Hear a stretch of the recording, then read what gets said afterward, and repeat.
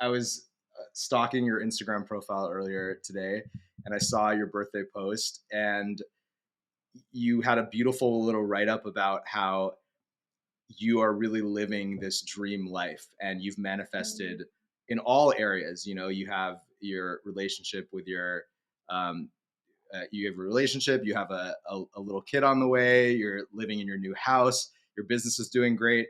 And so I think I would love to kind of take today and where you are now and sort of work backwards to the genesis of this journey of yours as a healer and as a coach, and sort of how that all began and where the seeds of what you're living today sort of first sprouted, so to speak. Amazing. Well, first of all, thank you for such a beautiful introduction, and thank you for having me. It's so much fun that we get to chat on my birthday. There's nothing else I'd rather do. You know, it's so special what we've created. I'm so excited about our album, which is dropping tomorrow. So for everyone listening to this, it will have already come out. Um, and it's been so cool to be on this journey with you. And you've known me since like my past life, which I think is super, super cool. You know, we've gotten to witness each other's evolution. So thank you for having me, and thank you for all that you do. The work that you put out is so important and special, and I'm grateful. Of course. And yeah, so how did I end up on this journey? I mean, it really has come from my own personal healing journey. And that evolved into the work that I create and share today, with the hopes that the things that have helped me will help other people who may be struggling and suffering. So when we first met, which was probably like 7 or 8 years ago, I think, at this point. I think almost a decade, yeah, which is Yeah, it's crazy. Yeah.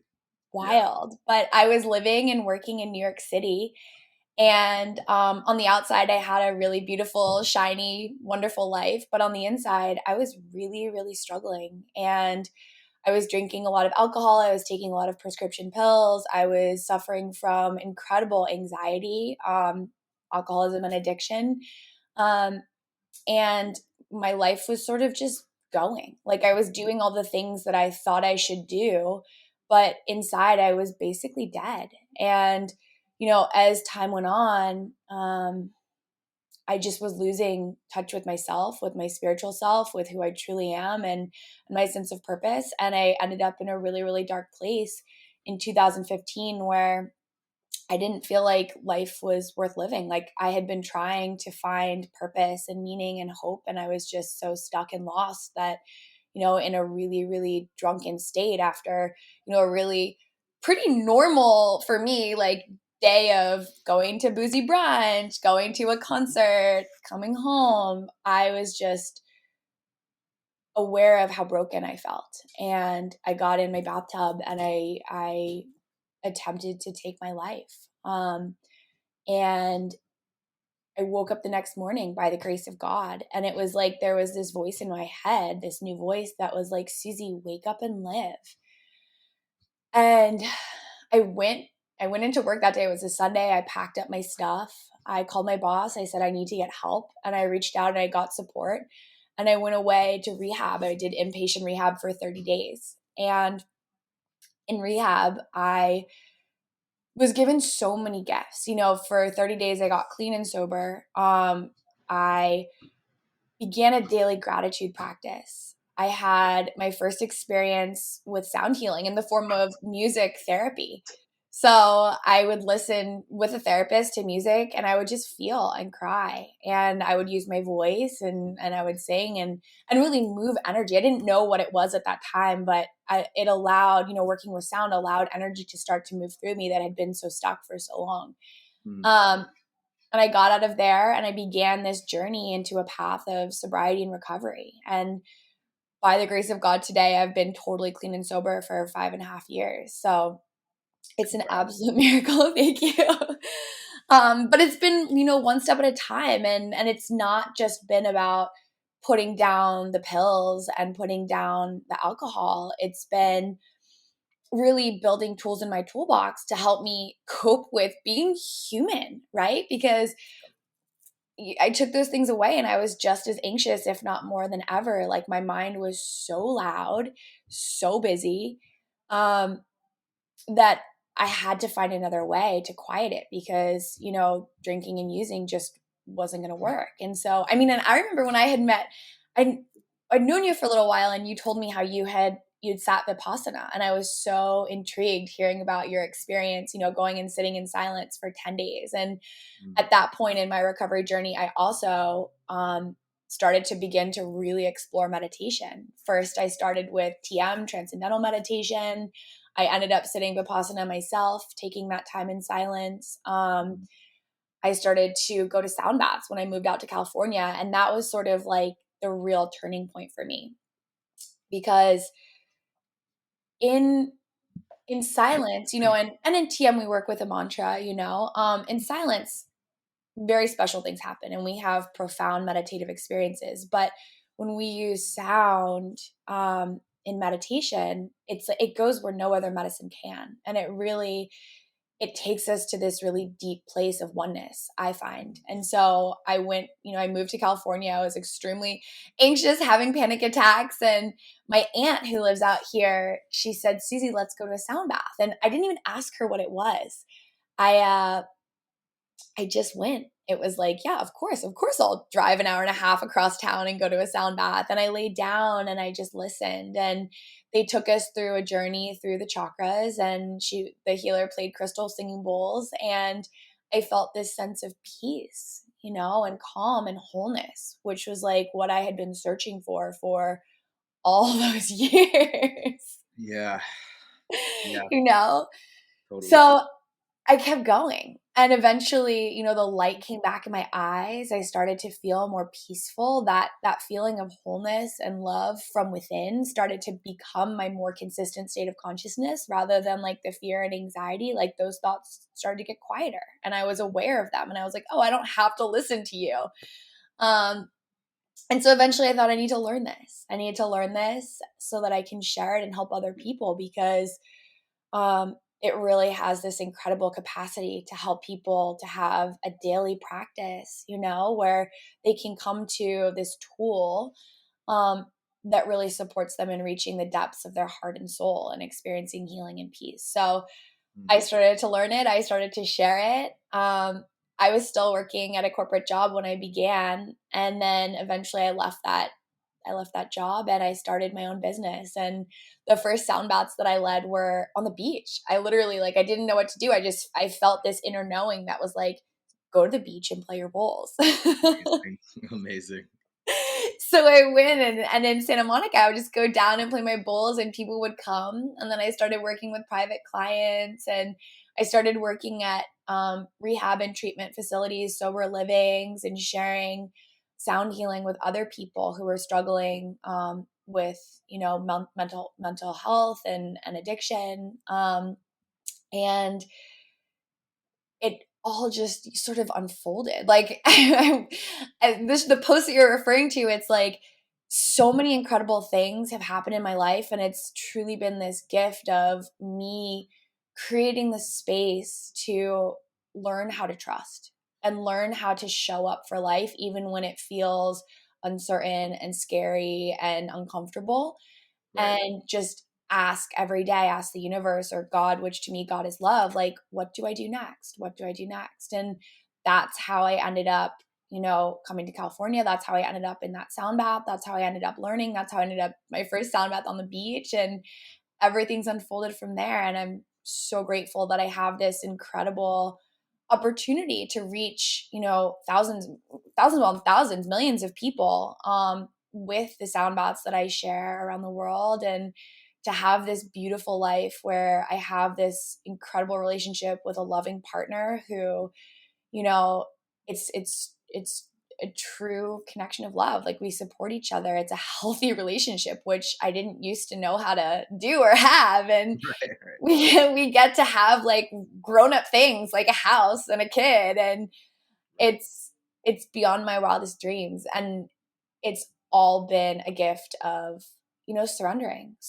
trusting, relaxing, allowing, receiving. And for me, sound has been the vehicle that has held me and created a container for me to learn how to do that.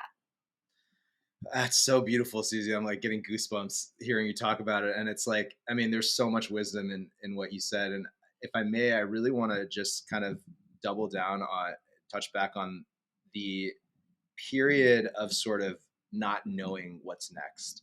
Like you mentioned, you had this this basically like a dark night of the soul, right? Where you were like completely at your wit's end, and then you made the decision to just surrender. Like I can imagine how difficult that must be, to even just to tell your employer, like, I need to stop, I need to get help. Like how much vulnerability that takes, especially if you have been in the habit of sort of covering up that vulnerability.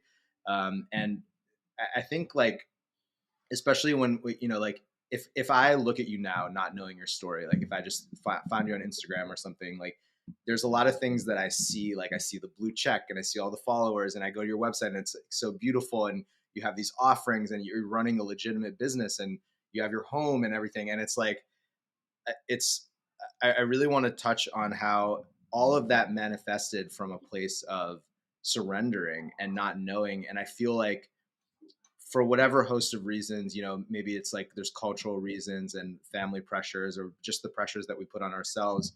I think as a culture, we so want to get to the end result of, everything that your post was sort of like embodying today, your birthday post, of like all that stuff. And it's kind of like the analogy I would use is like when a caterpillar turns into a butterfly, it first has to completely like turn into goo. Like it has to completely lose its entire identity and turn into liquid, and it doesn't know what's going to happen next. I mean, maybe there's some inner knowing biologically that it knows it's going to happen, but it has to kind of completely let go of who it was so that it can then turn into the butterfly. And I feel like, as a society, it's no individual's fault, and I've also been victim to this. We so often want to get to the butterfly phase that we're like these caterpillars that are refusing to let go of the things that don't serve us, and we're just like trying to like paste on butterfly wings so that we can show to the world that we're the butterfly. But we haven't actually gone through that surrender phase, and because it's so unsexy. And it's like, I don't know, this is where I would turn it over to you. Like, I would imagine it's not like the day you decided, like, I'm done drinking and doing pills, like, I'm going to be a sound healer now. Like, I'm sure there was like a period of time where you were just like, I don't know what's going on. I'm just taking it one day at a time. And that, yeah, like, I think, just, I think it could really help people to talk more about like what that surrender felt like, and how scary it can be to be in that phase where you're just like, I don't know, like when I'm out and someone asks me, what do you do? Like, I just don't have a good answer. And like those feelings, because I think so many people just don't even want to like feel that at all. And it keeps them stuck in situations that are just not for them, It's so true. And you express that so beautifully. Like, and it's what we do as humans, right? Because like as humans, we attach to things, we want to control things, we want to manage our lives so that we feel safe. And we have this idea, like you said, oftentimes culturally, or that we've created or have been put upon us from our family or wherever, that like life needs to be a certain way and I need to make it happen. So I'm going to paste these butterfly wings on, even though I feel like this weird, freaky caterpillar. But like the truth is, life has cycles, and like it's cycles of death and birth, and death is always scary and painful and known, and we go into this space of the void before we can be reborn again. Like it's this continuous cycle, I believe. And if we're lucky, we can have the awareness that we die and are reborn so many times in this one lifetime. And so surrendering to that process of uncertainty and not knowing and death can feel so uncomfortable, and yet there's so much beauty and there's so much possibility there. So for me, I mean, that's what it's been. And I think that working with the moon has helped me so much, because I look up and I see like, okay, the moon is gone right now. Like tomorrow it's a new moon eclipse. Like there's not going to be a moon in the sky, but in 2 weeks, the moon will be big and full and bright again. It's like, oh, it comes back. And when I was at that really, really, really low point, and I woke up and I felt so terrified and so just like, this isn't working, but I don't know what to do. I'm like this freak caterpillar with butterfly wings like taped on in the most horrific ways. It was really just a matter of being willing to say like, I don't know what to do and I don't need to know. And I'm just gonna listen. Listen to that inner voice that we all have. We all have access to it. And I think it can be really scary to listen to it. Because it's like, what? That's not what my mind's telling me to do. My mind's telling me, keep going to work. You're very busy. This job is important. People need you. It's going to be fine. Just try it, one more day. Next time, limit it to 3 drinks. It's going to be okay. Or just 2. You can manage it, or, eat a little bit more carbs before, whatever. You can come up with whatever story it may be. But ultimately, when you feel that knowing within you, the longer you ignore it, the more painful it becomes. And that is what took me down, was I had been feeling that inner knowing for so long. And when I woke up that morning and I heard, and was willing to listen, because that voice had been there for a while saying, Susy, wake up and live.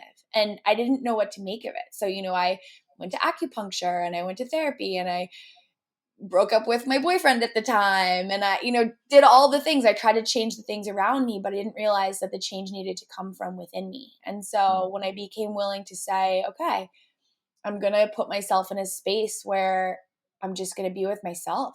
I'm just going to be with myself and get support and learning who I am and what comes next. Everything began to open up. And so I think it is that gooey phase of the caterpillar and the cocoon that has so much beauty, because it's a miraculous space of infinite possibility, but it feels like, what the actual F is going on right now? and it doesn't end, right? Like, I know you know this. Like, it's not like, yay, like I got out of rehab, yay, I got sober, yay, like I found my partner, yay. It's never ending. And so to know that, like, it's a part of life, that uncertainty. And rather than resisting it and clinging to, well, this is what I know. I mean, even right now, this beautiful chapter that I'm stepping into, like, there's a lot of grief that I'm also moving through. Like, this home, getting to move here means leaving the beautiful apartment that I lived in and created my business in for the past 5.5 years. Like, we've moved away from the beach to a different part of town, which feels really scary to me. And having a child means no longer having the autonomy of my body, Right. So there's a lot of uncertainty and grief that comes up, even with the most beautiful blessings. And so I think practicing taking it one breath at a time and being with what is. And that's why meditation is so powerful, because if I don't start my day with meditation, like, my thoughts develop this power and my mind begins to tell me, like, it's not working out. You need to control it. Stick on those butterfly wings. Like, this is how you're going to paint them on. And if you just do this, then you can make it all fine. But it's like, that's not how it works. Like, I can't rush, this baby that's growing in my belly. I can't do anything to make him grow any faster than he's meant to be growing. I just have to show up and take care of myself and trust that God, love, the universe, whatever you believe in, for me, love, like, love is guiding this incredible, miraculous creation within me. And if that vast creative consciousness of love can turn, like, a single cell into a tiny human, or an acorn into an oak tree, like, how can I not believe that it's doing the same thing for me, like guiding me to my highest expression of love and fullness if I just relax and allow it? That baby in there is not doing anything to force it. He's just, floating around, kicking. Yeah, it's so true. It's like, we don't need to focus on pumping our own hearts, or like, I mean, that's what makes the breath so powerful as a practice, because it's like the one thing that is happening anyway, but we can also consciously tap into it. And I think that's why the breath is such a gateway, such a portal into the subconscious. And, I think, like, what you're talking about surrendering, again, I think now, thanks to Instagram and social media, and like the fact that, like, everybody's like a life coach now, like, it's good in the sense that, like, at least it's getting more awareness, like this idea of surrender. But the ego is so sneaky, and it will just co-opt anything. Like, someone could even listen to this whole podcast up until this point and be like, oh, so that's all I have to do. I just need to, like, have a dark night of the soul and then, like, surrender. And then, like, at a certain point, like, all my dreams will come true. And it's like, again, that's not the reason that you're sitting here with such a smile on your face and you have such this beautiful, loving, pervasive presence is because you stepped into that unknown, and because you did that, I feel like you have the humility to understand that it's an ongoing process and that Yeah. it's not something that you can control. And one thing you said about like, if I don't meditate, my thoughts begin to have their more power over me than is helpful. And this is something that I've been thinking about a lot, because uh, I know that for myself and for many people that first start meditating or go down a spiritual path, it can be very easy for the rational mind to be like, to make thoughts the enemy, or to make the ego the enemy, and be like, okay, so I need to kill my ego, right? Like, you hear that sometimes, or I need to, whatever it is. And Yeah. I think that's, again, it's a phase, maybe a necessary phase that people need to go through to realize that that's not the full answer. But it's creating another subtle duality. And I've found, like, when I first got back from my Vipassana, it was so life changing, and it was a beautiful thing. It started me on my whole journey. But I remember when I first got back, I was like so hyper aware of all of my thoughts that, like, I wasn't letting myself just be a human. Like, I would be like, I would be eating and I'd just be like, there is sensation in my mouth. Like, it's like, that's not how, like, it works. It's like, and I would be also, I sort of also got on a bit of a high horse around other people, where I would just be like, oh, like, this person is just like, they're stuck in like reactivity or whatever. Meanwhile, like, me doing that is my own reactivity, that what I wasn't aware of in the moment. And like, lately, the way that I've been sort of framing it, which I think has been more helpful, is that everything is like part of the divine perfection. Like, even if it's like, you think like, oh, my mind, I need to meditate so I can control my mind, because otherwise my mind is going to like ruin my life. It's going to make me make decisions but actually your mind, it's actually trying to help you and bring you closer to that point where you can just wake up. So, like, it's like self-sabotage, but it's an unskillful way that it's trying to get you to the same place anyway. And I think that's why a lot of people even turn to drinking or drugs, or maybe these less, I don't even want to say less healthy, but just things that have negative consequences. I think ultimately everybody's trying to get to that sense of wholeness or freedom. And, it's just that there's some ways that have more negative consequences than others. I love that. Thank you for saying all that. And it's so true. Like, we do try, like, naturally, oftentimes make things right or wrong. And even that, that thought that, like, our thoughts or ego is quote unquote bad. Like, it's not. Like, nothing is innately bad or innately good. Like, we don't have to live in that kind of duality. Like, we are whole, and it's all part of the divine creation. And I think a big part of it is recognizing that, and being okay with all that is. And witnessing it, opening it, and trusting all of it, and appreciating all of it, because that's what we're human.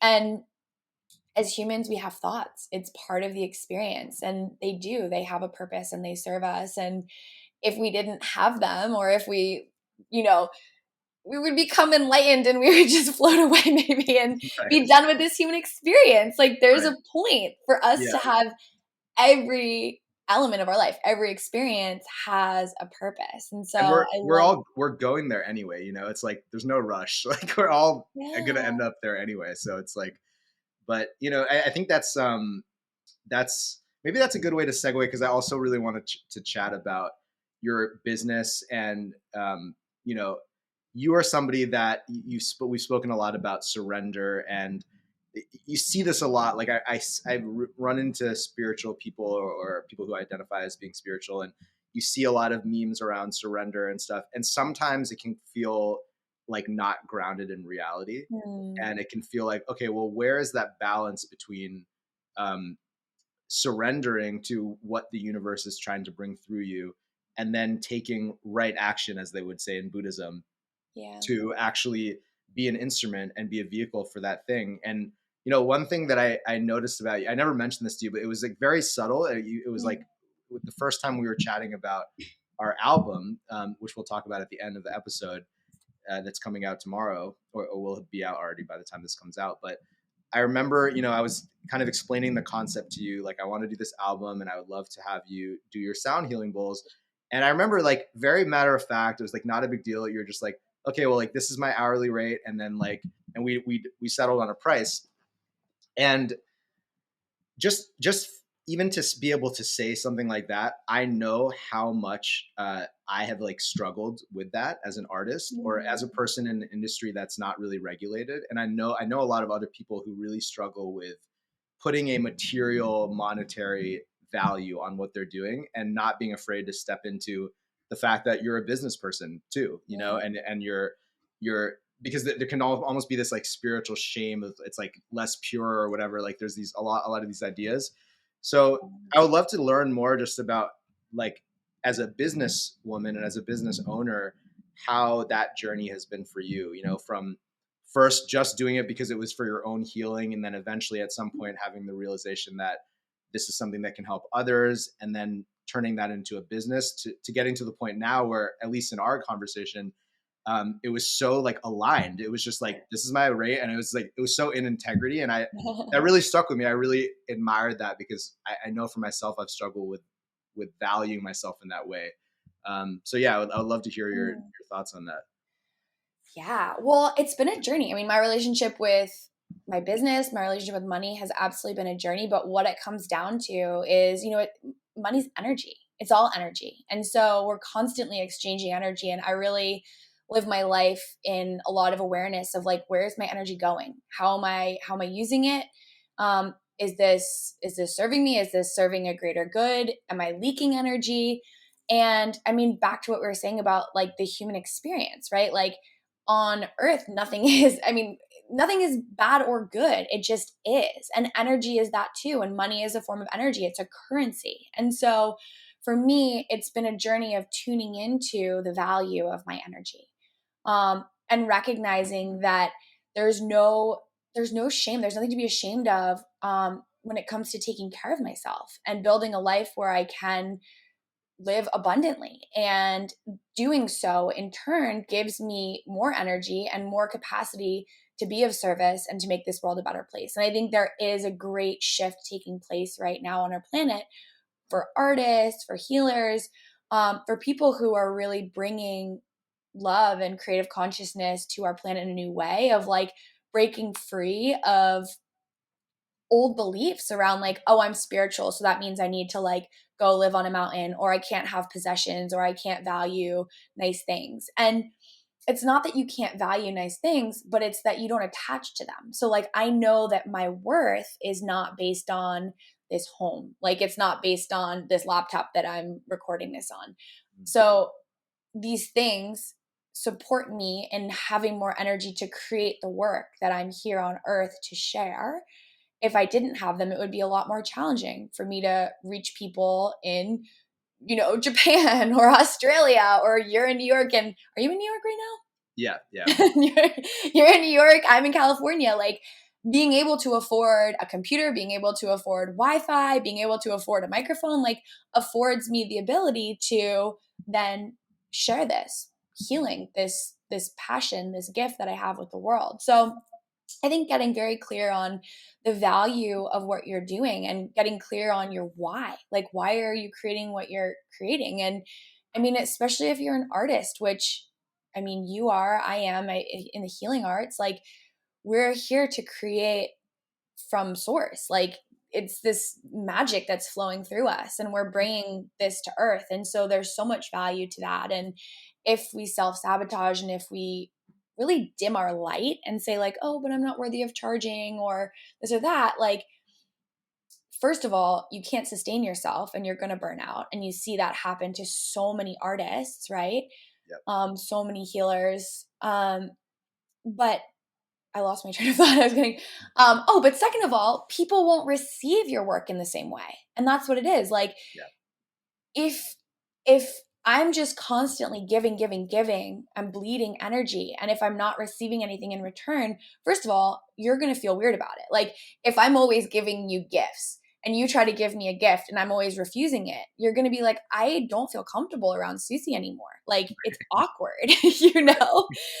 It has to be an exchange. And like, it feels really good to give, but in order to give, someone has to receive it, right? And so there has to be that exchange when it comes to money as well. So if for me, I find the energy exchange isn't aligned, I don't feel as good about my work, and I don't think people receive it in the same way. And I think people feel in what I create a high frequency, you know? And I think that's because I have identified and tuned into and continue to refine the value of the energy of the work that I'm putting out.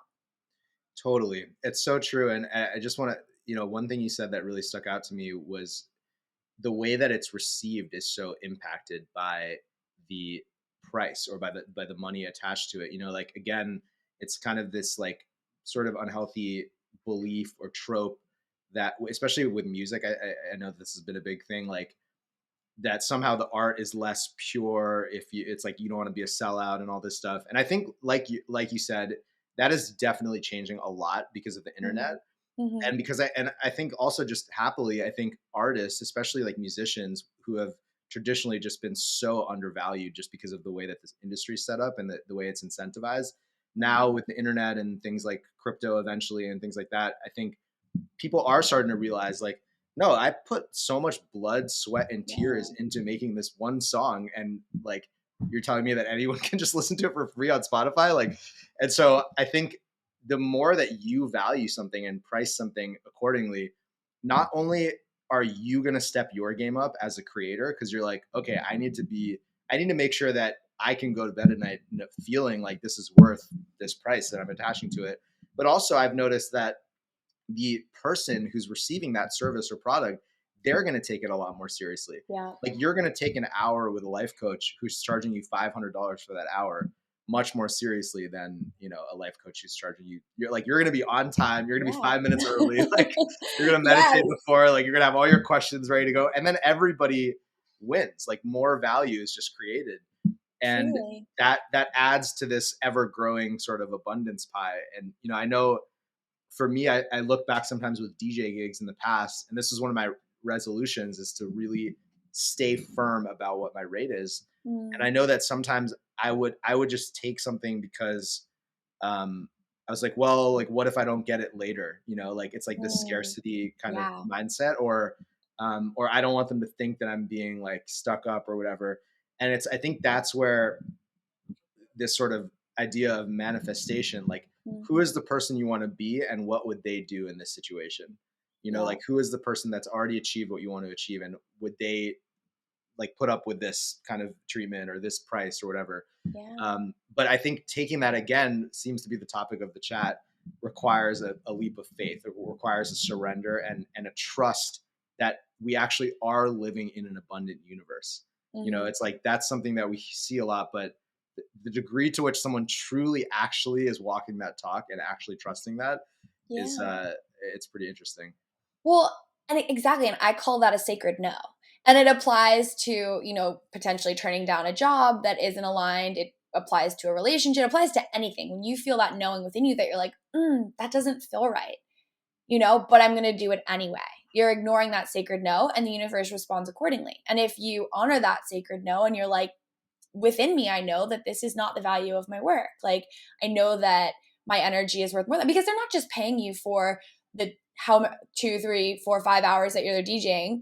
I don't know how long you DJ for, but like, they're paying for your lifetime of experience. Like, you're incredibly well educated. You've had so many incredible experiences of, creating incredible art. Like, and so it's more than just that hour. Like, they're paying for the energy. They're paying for all of your, your meditation practice, the way that you take care of yourself, the high vibrational foods you put into your body, your daily meditation practice, the way that you treat other people. Like, that energy, everyone who attends that set, they're receiving that from you, Yeah, totally. So really, tuning into what the value of it is so critical. And people who pay attention. And sometimes that that sacred no leads to the most incredible yes. But it is really a surrender and a trusting, and like, okay, if I say no to this, is something better going to come along, and living in abundance rather than, shrinking into fear and scarcity, which is, it's so normal. It's natural for humans to want to do, Yeah. you know?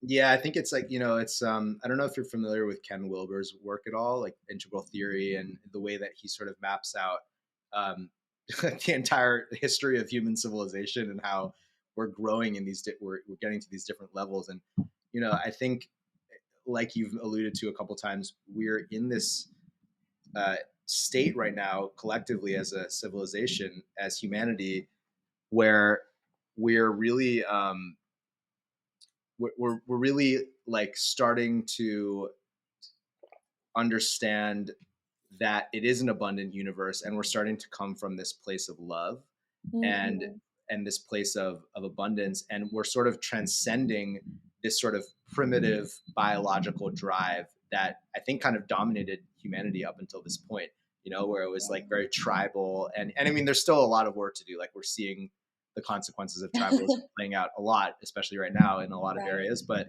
um, I think like we're collectively evolving into that state of actually there's a more than enough to go around for everyone.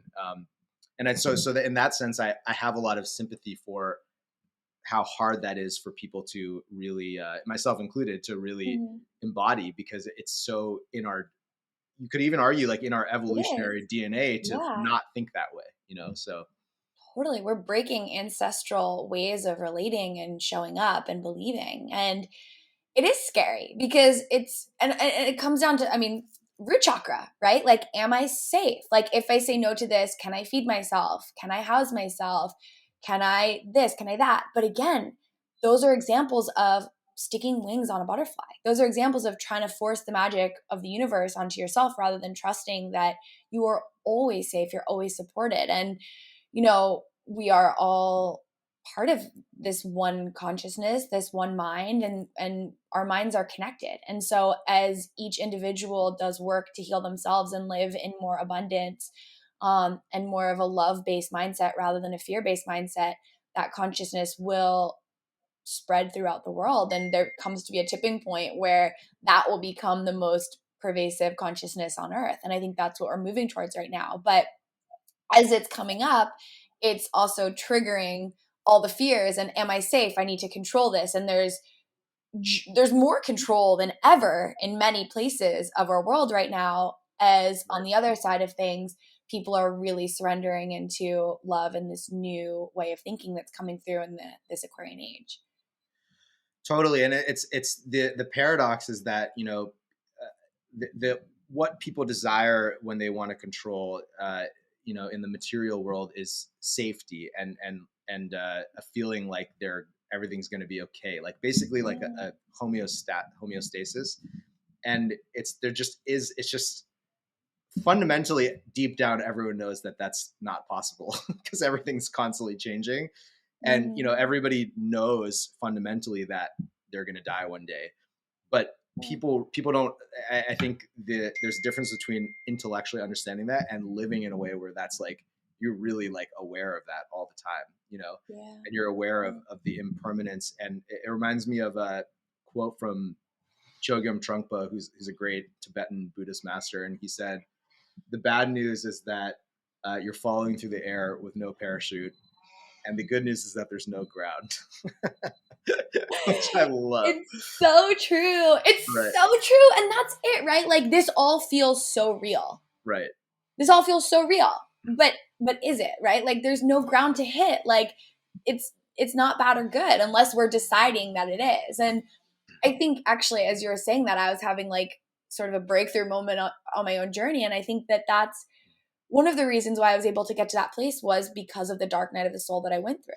Like, for me, it took me being willing to take my own life, saying like nothing on earth is worth living anymore, for me to get to a place where I was like, okay, like, and yet there's infinite possibility. So like, what really matters? Because at that point, like, I had a beautiful place to live. I had a partner. I had a job. I had friends. I had all the things. None of it brought me happiness. None of it brought me fulfillment or peace.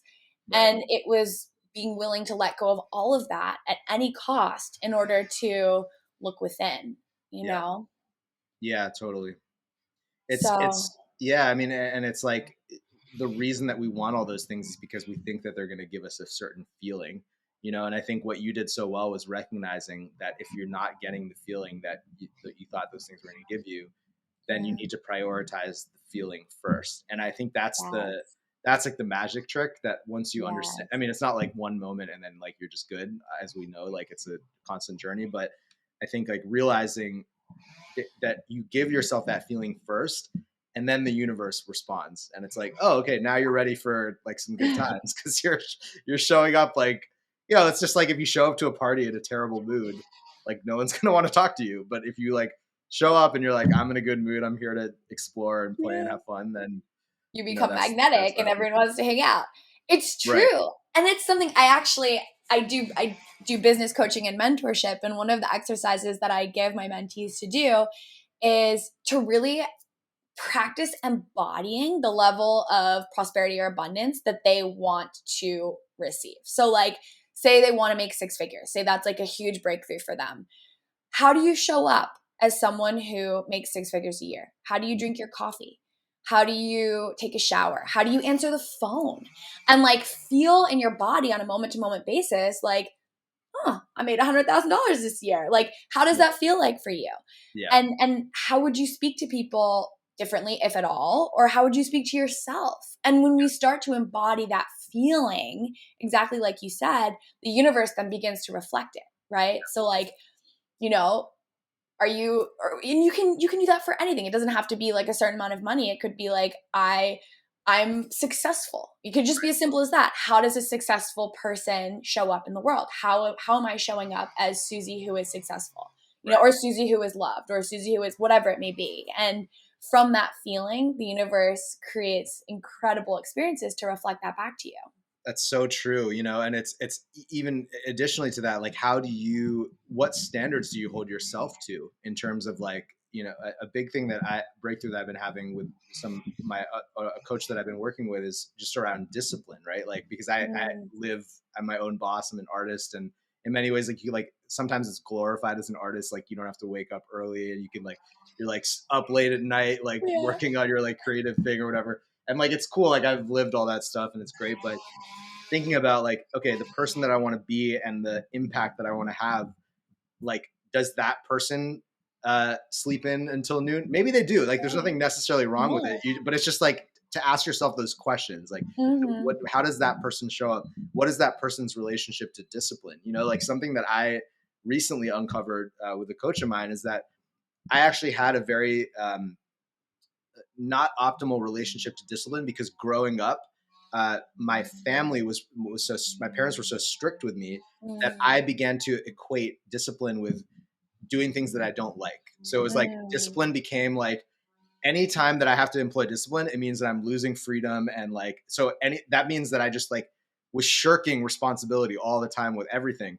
And now when it's time to actually apply healthy discipline to something that I really care about, which is getting music out there and getting my art out there, it's like that mechanism is still there. So just retraining that and being like, no, like actually the artist that I want to be, his relationship to discipline is not that he has to do this or he's giving up something, but rather that he gets to do this.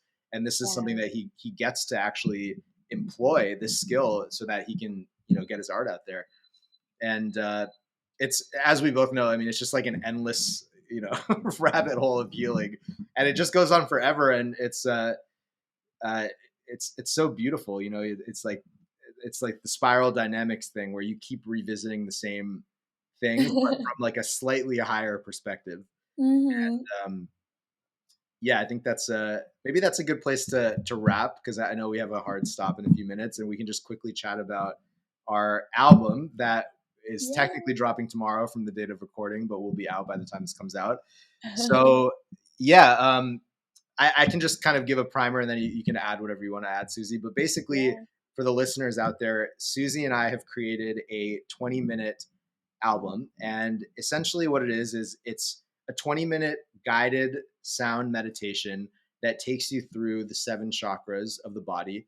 So the first one is the root, which is all the way at the bottom of your spine, and then takes you all the way up to the crown.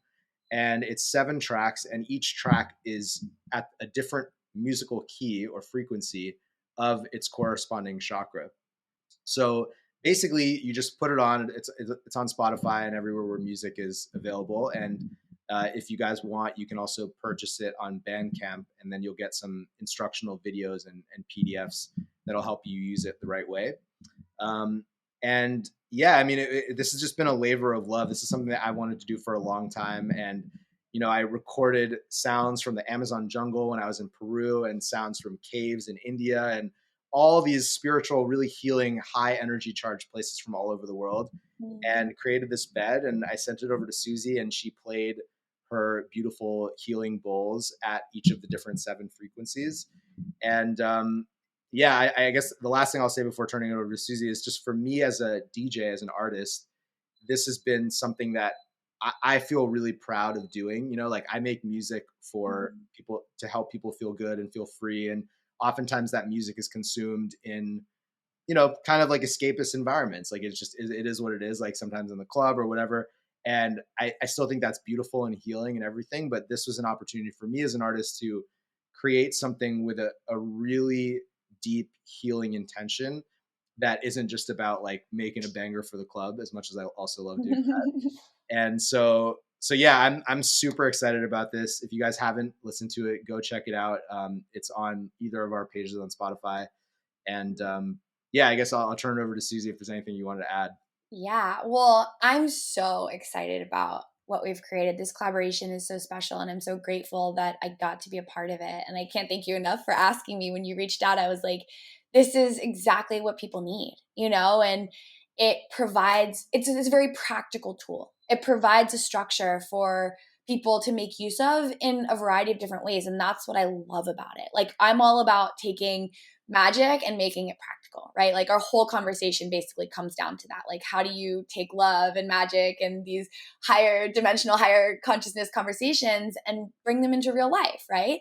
And what we've created with Homecoming is this tool that you can put on, and you start with the root chakra. You start with this space that's going to help you to feel safe and grounded and secure, and break through blocks around money. And even just listening, the frequencies are going to shift you, you know, and you can bring whatever other intentions you want into it as you listen and as you practice. And we have to start at the root in order to go up. And that's, I think, something that's also really important. I think a lot of people who are seekers are like, I want to open my third eye. I want to open my crown. I just want to connect with the divine. And that's beautiful, but we are human for a reason. And so starting with our root, letting ourselves feel safe and whole here on earth, and then from that embodied place, elevating. That's how we tap into infinite possibilities and actually receive them on earth. Because we can dream really big about all the abundance and magic, but if we can't embody it and ground it like we've been talking about, it's just a dream. It's just that.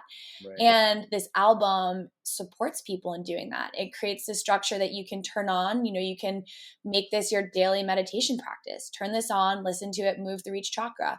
As you go throughout your day, you can have it on, you know, in the background, you know, while you're working, while you're driving. Like, stay awake, obviously, if you're driving and listening to it, you're gonna be pretty chill. But pretty powerful stuff. So. Yeah. But you can have it, you know, around you, and it's working with your consciousness, and it's going to help shift you into this state of harmony and alignment. So I just love that it's accessible, it's practical, it's beautiful. I love how much heart and soul and creativity and thought you've put into this, Ashish. Like, it's just so special. So I can't wait to hear what people think. Like, I think this is something that the world really needs. And if you guys haven't listened to it, go listen to it now and send us both messages and let us know what you think. Please. Yeah, please send us, hit us up, and we'd love to hear. Okay, Susy, so I know we're wrapping in a couple of minutes. I'm just going to ask you a final question. I ask all my guests this question. So the question is very simple, just whatever comes to mind. What is the thing that makes you feel most free? Ooh, the thing that makes me feel most free is, Hmm. I mean, I know we've talked a lot about this, but I would say surrender. Like, and not in the most cliche way, but like truly, like, I become free when I'm okay with all that is.